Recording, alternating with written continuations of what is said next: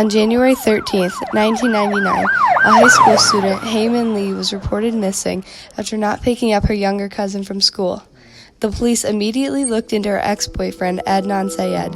6 weeks later, her body was discovered in Leakin Park by Mr. S. Adnan was arrested for her murder. The main witness in this crime is Adnan's friend Jay. He claims that he was with Adnan when he killed Hay. Adnan is innocent and should not be in jail for the murder of Heyman Lee. A few days after Adnan's arrest, he received a letter while in prison from a former classmate, Asia.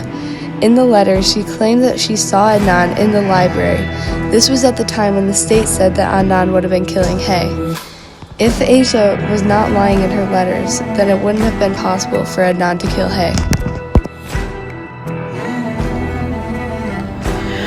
Another piece of evidence that shows Adnan's innocence is that there was no actual DNA found at the crime scene.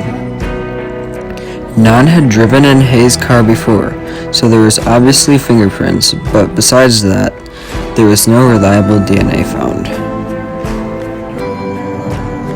One piece of physical evidence that was found in this case is a book that was found in the back of Hay's car.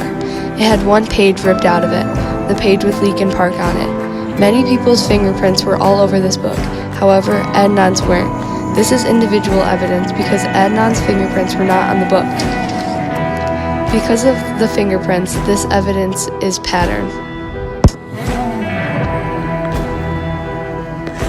After Hay and Adnan's breakup, a few weeks before her death, all of their friends testified that Adnan was not overly upset. The case declared that his motive was him being so heartbroken over losing Hay, he couldn't take it anymore. However, all of his friends say that he moved on quickly and wasn't really upset. Another piece of physical evidence found in this case was the cell phone towers. These towers can be used to trace where a person was or wasn't when they make a phone call. The towers that were pinged in the case did not match up with Jay's story. While Jay says that they were at Best Buy, the cell phone towers were really pinging places not even close to Best Buy. This evidence is individual pattern evidence, proving that Jay was either not telling the truth or Adnan was never at Best Buy. Also, relating to the cell phone towers, Jay claims that once Adnan killed Hay, he called him off of a payphone at Best Buy.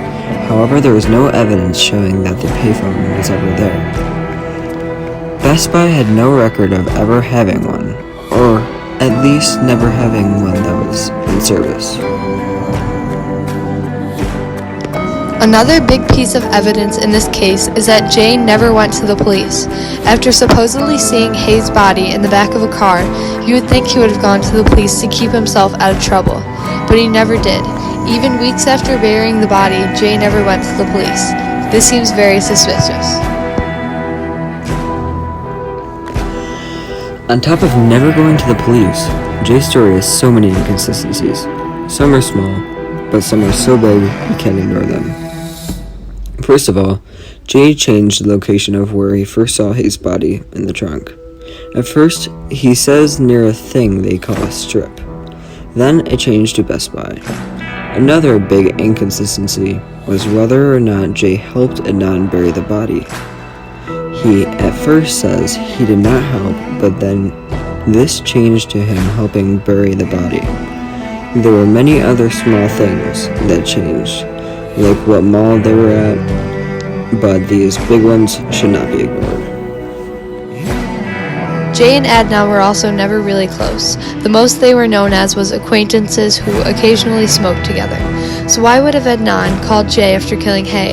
It would have been more likely for Adnan to call someone he was close with, someone he could trust, not someone he only smoked with a few times. Finally, there is a neighbor boy. This boy supposedly claimed to see Hay's body in the trunk. The next day, he told some girl about it. However, after being questioned about it, the neighbor boy denied saying anything about it. He said he wouldn't joke about something like that. Also, this girl that knew about the murder was not friends with Adnan, but she was friends with Jay. So why would Jay lie about the neighbor boy ever being there? Some people may argue that Adnan looks guilty because of the fact that he never called Hay when she was missing. However, this does not mean that Adnan killed her. All of his friends were worried, so they all stayed close during this time. Adnan did not have to constantly call Hay because all of his friends already were. He was with them while they were doing it. This should not be something that's used against him. One question that we still have about this case is whether or not it's possible to murder someone by strangulation in 90 seconds. According to the state's timeline and the trip that the narrator ran in episode 5, is it really possible to murder someone by strangulation in 90 seconds? A second question that we still have is who is behind the anonymous phone call that tipped off the police about Adnan?